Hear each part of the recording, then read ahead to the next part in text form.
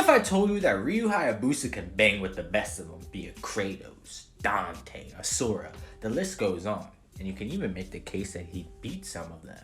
Whoa, whoa, whoa, before y'all get your panties in a bunch, you have to realize he's no ordinary ninja. This is creation, the concept itself personified. Now, in order to understand everything, I'm gonna have to take you into the lore of Ninja Gaiden, specifically within the Sigma trilogy. In this trilogy, we get introduced to two pieces of literature. The History of Vigor, a 4-part series, and this bad boy right here, I know it's just a PNG, it's hard as hell just getting a flat scan of it, but it's called the Vigor Mythology. I'm about to explain gets pretty extensive, so if you want the in-depth analysis, check out this playlist. So boom, in the Book of Genesis, we learn about the first ever deity within the mythology, Gurdu, an entity that sprang from nothingness. It was actually the nothingness scared of its own nothingness, and that, whatever you want to say, ended up sprouting Gurdu. Key thing to note, it is noted that he is the root of all deification, meaning all forms of godship. He's also the one to create every concept in reality, springing from the elements themselves. This sprouts from the real world idealism called Wusheng, I believe that's how you pronounce it.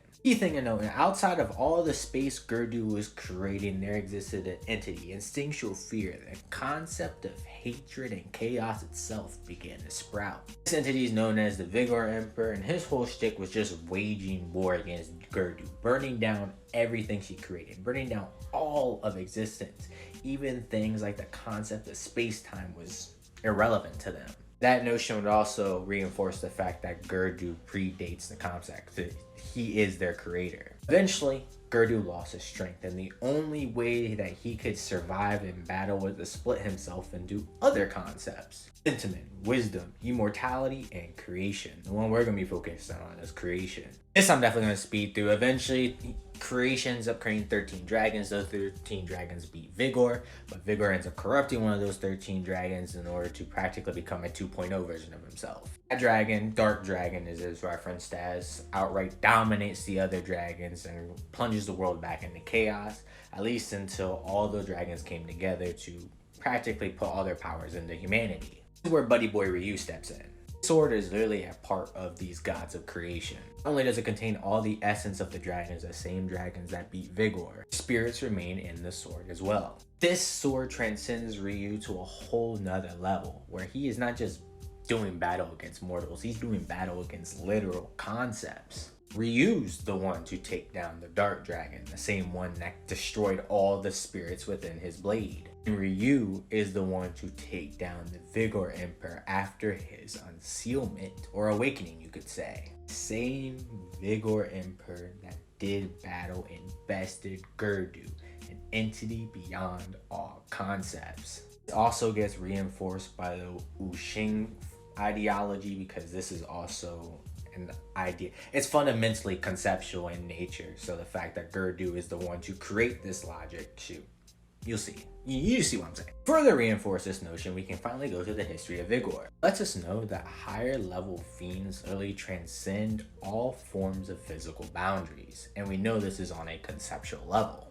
Absolutely applies to the Vigor Emperor, because he is the entity of absolute power. He controls all, physical and ethereal, regardless of time or place. This gets reinforced by the whole notion of him being beyond the concept of space-time. Verbatim stated, what if I told you it's not just the blade that makes Ryu that strong? He carries the very blood of those ancient deities, the dragon, the god of creation.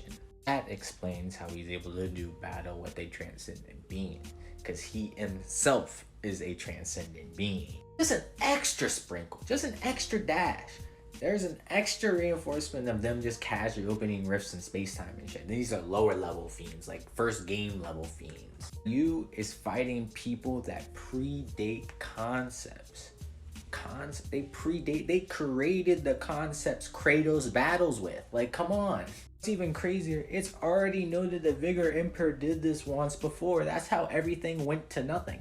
This is an entity who can destroy all concepts in existence, and Ryu bested him. Verbatim stated.